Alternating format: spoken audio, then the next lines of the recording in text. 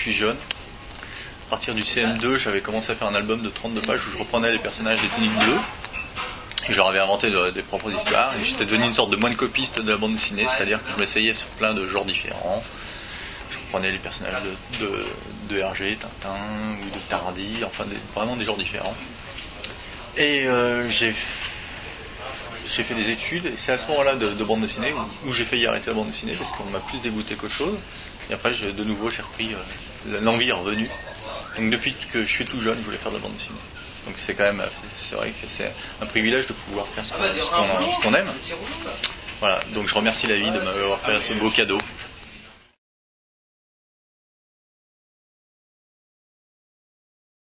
Alors, mes influences sont multiples. Je dirais qu'elles viennent notamment du cinéma asiatique, bien sûr, du cinéma japonais précisément, et c'est ainsi que la littérature japonaise, et surtout du jeu de rôle, parce que j'adore le jeu de rôle. J'ai découvert plusieurs jeux de rôle comme Bushido ou La Légende de 5 Anneaux qui m'ont énormément intéressé, qui m'ont intrigué, qui m'ont permis de découvrir par le biais justement du côté ludique ces univers que je trouvais très riches et assez originaux pour renouveler le genre, on va dire, entre guillemets heroic fantasy, même si je pense que Oko n'est pas complètement de heroic fantasy, mais plus aussi s'ancre parfois dans le fantastique. Voilà. Si je peux me permettre de faire une petite nuance à ce niveau-là.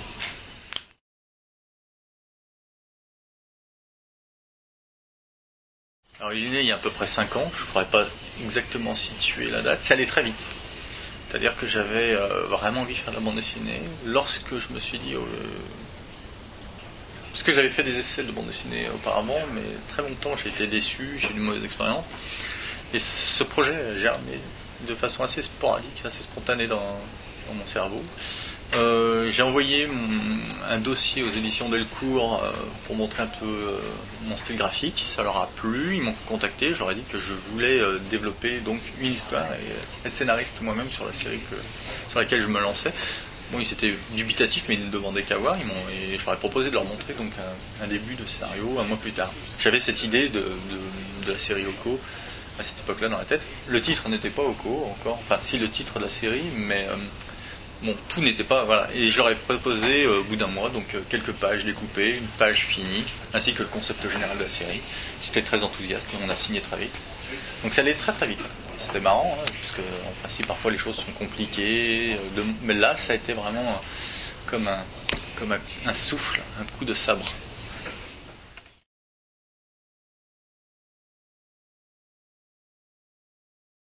Disons que ce sont plusieurs petites histoires chaque fois qui correspondent à des cycles de 2 albums. Et ce qui me donnait envie, c'était de montrer un petit peu le folklore, la mythologie japonaise, liée aussi à mes goûts, parce que j'adore le fantastique depuis que je suis jeune. Les histoires de vampires, des choses comme ça, j'adorais ça quand j'étais petit. Alors là, il faudrait que je suive une psychanalyse pour expliquer le pourquoi du comment, j'imagine. Mais c'est des choses que j'aime beaucoup. Lorsqu'on doit gratter la réalité pour découvrir en dessous des choses un peu plus surnaturelles, ça m'amuse beaucoup. Voilà, donc j'avais envie de développer des histoires avec des personnages qui soient sympathiques à dessiner, qui puissent, j'espère, plaire au public. Voilà, j'ai essayé avant tout de me faire plaisir en espérant rencontrer l'adhésion du public. Voilà.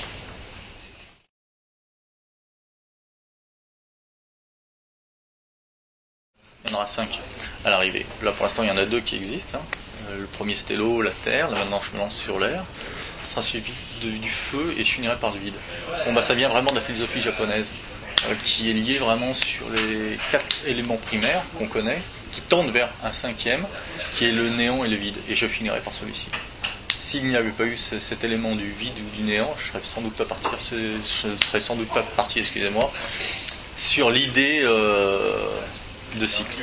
Voilà. Mais tout tend vers une fin que j'ai dans ma tête depuis le début. Voilà.